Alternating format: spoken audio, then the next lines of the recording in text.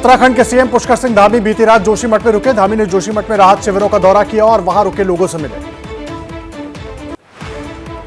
CM Dhami आज जोशीमठ में कई महत्वपूर्ण बैठकें करेंगे। जोशीमठ के प्रभावित परिवारों को अंतरिम राहत पैकेज दिए जाने और पुनर्वास पैकेज तय करने के लिए बनी समिति के साथ करेंगे बैठक।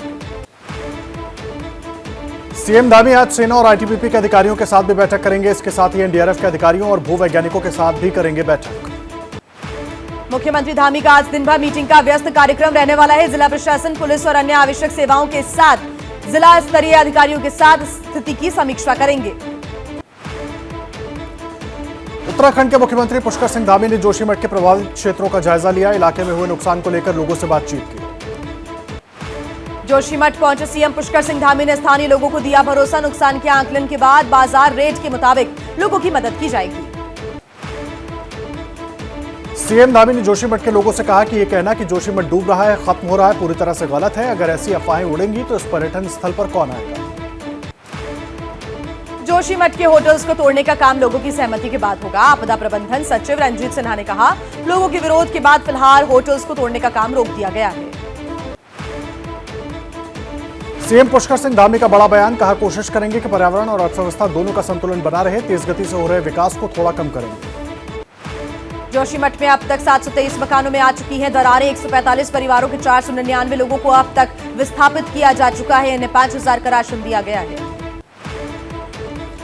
जोशीमठ में हो रहे भूधसाव के पीछे एक वजह आसपास के प्राकृतिक कुंडों का सूखना भी माना जा रहा है। एनटीपीसी की टनल बनाने का काम शुरू होने के बाद सुनील गांव का कुंड सूखा। जोशीमठ का सर्वे कर लौटे गढ़वाल के कमिश्नर सुशील कुमार का दावा, अगस्त महीने में ही किया गया था सर्वे। उस वक्त दरारें थोड़ी कम थी। जोशीमठ में किसी भी स्थिति से निपटने के लिए एनडीआरएफ एक्शन में है। एनडीआरएफ के 80 जवान जोशीमठ में पहले से मौजूद हैं। जोशीमठ से लोगों को विस्थापित करने के लिए 45 करोड़ की धनराशि जारी की गई है। 11 करोड़ रुपए आपदा राहत कोष से। जोशीमठ के प्रभावित इलाकों में मवेशियों के लिए भी बनाए जा रहे हैं राहत कैंप। विनोद गांव में 50 मवेशियों के लिए राहत कैंप बनाने का काम तेजी से किया जा रहा है। जोशीमठ संकट को लेकर गृह मंत्री अमित शाह ने की सीएम धामी से बात। ताजा हालात की जानकारी ली। बीजेपी अध्यक्ष जेपी नड्डा ने भी सीएम धामी से बात की। जोशीमठ से करीब 80 किलोमीटर दूर कर्णप्रयाग में भी घरों में पड़ी दरारें। अलकनंदा नदी के किनारे बसे सुभाष नगर इलाके में लोग घबराए। जोशीमठ जैसे हालात अब टिहरी जिले में भी देखने को मिल रहे हैं। टिहरी झील से सटे गांव में भूस्खलन। चंबा में टनल के ऊपर के मकानों में दरारें। चंबा में ऑल वेदर प्रोजेक्ट के तहत 440 मीटर लंबी टनल का निर्माण। टनल निर्माण के बाद से ही चंबा मेन मार्केट के मकानों में दरारें पड़ने का दावा। पतंजलि योगपीठ के अध्यक्ष बालकृष्ण का दावा, जोशीमठ संकट प्राकृतिक आपदा नहीं, मानव जनित आपदा है। जोशीमठ में कांग्रेस नेता हरीश रावत ने लोगों को पुनर्वास से पहले मुआवजा न दिए जाने की निंदा की। देहरादून के गांधी पार्क में रखा 1 घंटे का मौन उपवास। जोशीमठ को लेकर जम्मू के साधु समाज की बैठक। महंत दत्तगिरी ने कहा, जोशीमठ के पहाड़ों पर इतने निर्माण की परमिशन किसने दी, इसकी जांच हो। फिल्म अभिनेता आशुतोष राणा ने बीपी न्यूज से कहा, जोशीमठ संकट प्रकृति और समाज के बीच बिगड़ी गति का परिणाम। 13 जनवरी को वाराणसी में गंगा विलास क्रूज को पीएम मोदी दिखाएंगे हरी झंडी। वाराणसी से डिब्रूगढ़ के लिए रवाना होगा क्रूज। केंद्रीय स्वास्थ्य मंत्री मनसुख मांडविया ने कहा कि कोरोना की चौथी लहर रोकने के लिए हर एयरपोर्ट पर हो रही है स्क्रीनिंग। 200 पेशेंट पॉजिटिव निकले। भारत में पिछले 24 घंटे में कोरोना के 171 नए मामले सामने आए। एक्टिव मरीजों की संख्या भी हुई 2342।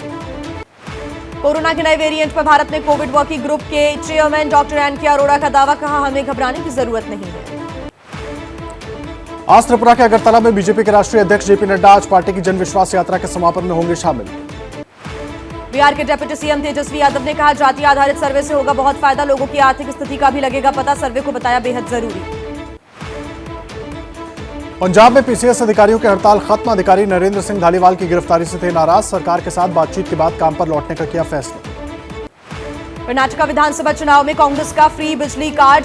कर्नाटक में कांग्रेस की सरकार बनने पर सभी घरों को 200 यूनिट बिजली फ्री देने का वादा किया।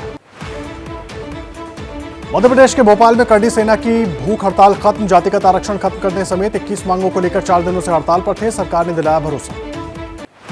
मानहानि केस में समाजवादी पार्टी के नेता आजम खान की मुंबई के बांद्रा कोर्ट में हुई पेशी। वकील एजाज नकवी ने दर्ज कराया था केस।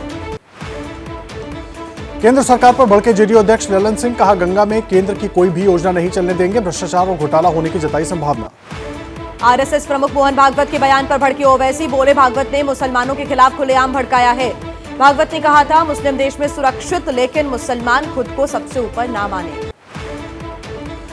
संघ प्रमुख के बयान पर मुस्लिम धर्मगुरु मौलाना साजिद रशीदी ने कहा, हमने हिंदुस्तान पर राज किया, मोहन भागवत को ज्ञान देने की जरूरत नहीं। यूपी के डिप्टी सीएम केशव प्रसाद मौर्य का बयान, संघ प्रमुख ने जो कहा उसे देश का अधिकांश हिंदू और मुस्लिम समाज मानता है। ओवैसी पर लगाया मुस्लिम तुष्टीकरण का आरोप। बीजेपी नेता मुख्तार अब्बास नकवी ने मोहन भागवत के बयान का किया समर्थन, कहा उनका बयान पूरी तरह से सही, मुस्लिम वोट बैंक की राजनीति करने वालों को खटक सकता है बयान। आरएसएस चीफ के भारत के मुसलमानों को लेकर दिए बयान का अयोध्या में संत समाज ने स्वागत किया, कहा सिर्फ कट्टरपंथी भाषा की वजह से होता है विवाद। समाजवादी पार्टी के शिवपाल सिंह यादव प्रदेश के दौरे पर औरैया में कार्यकर्ताओं और भोला सिंह से की मुलाकात, बोले बीजेपी अब तक की सबसे भ्रष्ट पार्टी। छत्तीसगढ़ की राजधानी रायपुर में बीजेपी के पिछड़ा मोर्चा की हुई बैठक, संगम गुप्ता का बघेल सरकार पर आरोप, कहा ओबीसी समाज को दिया गया धोखा। दिल्ली में बीजेपी मुख्यालय पर जेपी नड्डा से मिले जापानी नेताओं का डेलीगेशन, इंडो पैसिफिक में भारत जापान संबंधों के महत्व पर हुई बातचीत। यूपी के सीएम योगी आदित्यनाथ आज जाएंगे वाराणसी, कल गंगा विलास क्रूज को हरी झंडी दिखाने के कार्यक्रम में शिरकत करेंगे। आगरा में ताजमहल देखने पहुंचे गुयाना के राष्ट्रपति डॉक्टर मोहम्मद इरफान अली, कहा यह प्यार और परिवार का यादगार गिफ्ट। पश्चिम बंगाल के मालदा में स्कूल के मिड डे मील में मिला चूहा और छिपकली, डीएम ने दिए सख्त कार्रवाई के आदेश। साहुलगाछी के प्राइमरी स्कूल का ये मामला। इंदौर में ग्लोबल इन्वेस्टर समिट में सीएम शिवराज सिंह चौहान ने कहा, मध्य प्रदेश में विकास का रोडमैप तैयार, बस निवेशकों के साथ की जरूरत। जापान के हयाकुरी सैन्य हवाई अड्डे पर आज से भारतीय वायुसेना और Japan air self defence force का संयुक्त सैन्य अभ्यास, 26 जनवरी तक चलेगा वीर गार्जियन। दिल्ली में आज भारतीय सेना की सालाना प्रेस कॉन्फ्रेंस, सेना प्रमुख जनरल मनोज पांडे करेंगे संबोधित, सुबह 11:30 बजे मानेक शॉ सेंटर में होगी प्रेस कॉन्फ्रेंस। हरियाणा के अंबाला में एयरफोर्स स्टेशन में घुसने की कोशिश में एक संदिग्ध गिरफ्तार, दीवार फांदते हुए पकड़ा गया आरोपी। देहरादून में चाइनीज लोन ऐप के फ्रॉड का हुआ पर्दाफाश, सस्ते लोन के नाम पर करते थे ठगी, शुरुआती जांच में 300 करोड़ के घोटाले का खुलासा, एक गिरफ्तार। छत्तीसगढ़ के रायपुर में रेलवे में वैगन रिपेयर शॉप के ऑफिस सुपरिटेंडेंट पर 1 करोड़ 80 लाख के गबन का है आरोप, विजिलेंस टीम ने आरोपी रोहित पालीवाल को गिरफ्तार किया। यूपी के मुरादाबाद में प्राइवेट मेडिकल कॉलेज की छात्रा ने कॉलेज के डॉक्टर पर लगाया रेप का आरोप, शादी का झांसा देकर दुष्कर्म करने का आरोप। गाजियाबाद के लोनी में नकली खाद बनाने वाली फैक्ट्री पर छापा, राजपुर गांव में पुलिस और कृषि विभाग की टीम ने मारी रेड, भारी मात्रा में नकली खाद बरामद की गई। बिहार के कटिहार में ग्रामीणों ने पुलिस को बनाया बंधक, अपहरण के केस में युवक को खोजने पहुंची थी पुलिस, जांच में झूठी निकली युवक के पिता की किडनैपिंग की शिकायत। मध्य प्रदेश के उज्जैन में पशु तस्कर पिकअप में भरकर ले जा रहे थे मवेशी, लोगों ने पीछा करके मवेशियों को निकाला, गाड़ी में आग लगा दी। यूपी के मेरठ में 5 साल की लड़की के अपहरण केस में पुलिस के हाथ खाली, सुराग देने वाले को 25,000 का इनाम घोषित, 4 जनवरी को घर के बाहर से हुआ था अपहरण। यूपी के सहारनपुर में खनन माफिया हाजी इकबाल भगोड़ा घोषित, पुलिस ने रखा है 50,000 रुपए का इनाम, इकबाल के परिवार के लोग भी जेल में बंद हैं। यूपी के कौशाम्बी में महिला लेखपाल की हत्या केस में खुलासा, ट्रैक्टर हथियाने के लिए की गई हत्या, पुलिस ने 4 आरोपियों को किया गिरफ्तार। आगरा में खुद को आईएएस अधिकारी बताकर महिला से की शादी, दहेज में फ्लैट के लिए मारपीट कर घर से बाहर निकाला, पुलिस ने आरोपी को मथुरा से गिरफ्तार किया। बिहार के भागलपुर में 1900 करोड़ का सृजन घोटाला केस में आरोपियों की तलाश तेज, सीबीआई ने फरार चल रहे अमित और रजनी प्रिया की संपत्ति पर चिपकाए कोर्ट के नोटिस। एफसीआई स्कैम को लेकर सीबीआई ने की बड़ी कार्रवाई, 50 जगहों पर सीबीआई की ताबड़तोड़ छापेमारी में 80 लाख रुपए बरामद, चंडीगढ़ एफसीआई में डीजीएम की गिरफ्तारी, 74 लोगों पर केस दर्ज। ड्रैगन डोर के खिलाफ पंजाब पुलिस का एक्शन, पठानकोट में 56 जगहों पर चाइनीज मांझे को लेकर मारे गए छापे, 15 लोगों के खिलाफ दर्ज किया गया केस। आंध्र प्रदेश के विशाखापत्तनम में हरी झंडी दिखाए जाने से पहले वंदे भारत ट्रेन पर पथराव, एक कोच का शीशा भी टूटा, 19 जनवरी को पीएम मोदी करेंगे उद्घाटन। बिहार के शिक्षा मंत्री चंद्रशेखर का विवादित बयान, हिंदुओं के धार्मिक ग्रंथ रामचरितमानस को बताया नफरत फैलाने वाला। बिहार के शिक्षा मंत्री के बयान पर बिहार बीजेपी प्रवक्ता निखिल आनंद का बयान, आरजेडी मुस्लिमों के वोट बैंक की राजनीति करने के चक्कर में इतना गिर रही है। बिहार के बक्सर में एसजेवीएन पावर प्लांट का काम बंद, कल गुस्साए किसानों ने पावर प्लांट परिसर में आगजनी की, पत्थरबाजी में 9 पुलिस वाले घायल। किसानों ने पावर प्लांट के गेट पर 2 दिन पहले किया था प्रदर्शन, जिसको लेकर कल रात बिहार पुलिस ने जबरन किसानों के घर में घुसकर लाठियां भांजी। बक्सर में एसजेवीएन पावर प्लांट के विस्तार के लिए भूमि अधिग्रहित की जा रही है। किसानों का आरोप है कि कंपनी पुराने दर पर मुआवजा देकर जबरदस्ती कर रही है जमीन पर कब्जा। किसानों का आरोप, पावर प्लांट लगाने वाली कंपनी ने वादे नहीं निभाए। कंपनी की ओर से स्कूल, होटल और रोजी रोजगार के अवसर मुहैया कराने को कहा गया था। दिल्ली में रेवोल्यूशनरी नाम की किताब के विमोचन कार्यक्रम में बोले अमित शाह, कहा इतिहास के छात्र और टीचर इस देश के सही इतिहास को सामने लाए। आजादी में योगदान पर बोले गृह मंत्री अमित शाह, का कांग्रेस का आंदोलन में बड़ा योगदान है, लेकिन इसमें और लोगों का भी योगदान है। पीएम मोदी आज कर्नाटक के हुबली में 26वें राष्ट्रीय युवा महोत्सव का उद्घाटन करेंगे। विवेकानंद की जयंती के अवसर पर यह कार्यक्रम युवा दिवस पर आयोजित किया जा रहा है। राष्ट्रीय युवा महोत्सव का आयोजन हर साल प्रतिभावान युवाओं को राष्ट्र निर्माण की दिशा में प्रेरित करने और पहचान दिलाने के लिए किया जाता है। दिल्ली में आज भारत की G20 अध्यक्षता में 2 दिन का voice of global south summit शुरू। पीएम मोदी के संबोधन से होगी शुरुआत। 120 से ज्यादा देशों को निमंत्रण। Voice of global south summit की बैठक वर्चुअली होगी। फिलहाल इसमें 10 सत्र के तहत बैठक आयोजित करने का निर्णय लिया गया है।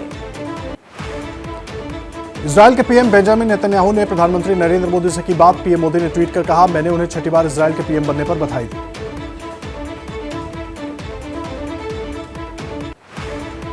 और अंतर्राष्ट्रीय हिंदू परिषद के राष्ट्रीय अध्यक्ष प्रवीण तोगड़िया का बयान, अगर हिंदुओं में एकजुटता नहीं आई तो आने वाले सालों में न ब्राह्मण बचेंगे न ठाकुर। क्या मजबूरी है मेरी, बताइए। मैं अभी आपको बताती हूँ कि मैंने ओए होए होए होए नमकीन के चटकारे लेते हुए टकटकी मार के डिबेट शो को पॉज रिपीट कर करके देख रहे हैं जोगिंदर जी। इनकी तरह आप भी देखें अपने फेवरेट डिबेट्स को रिपीट कर और डाउनलोड कीजिए एबीपी लाइव ऐप अपने स्मार्ट टीवी पर।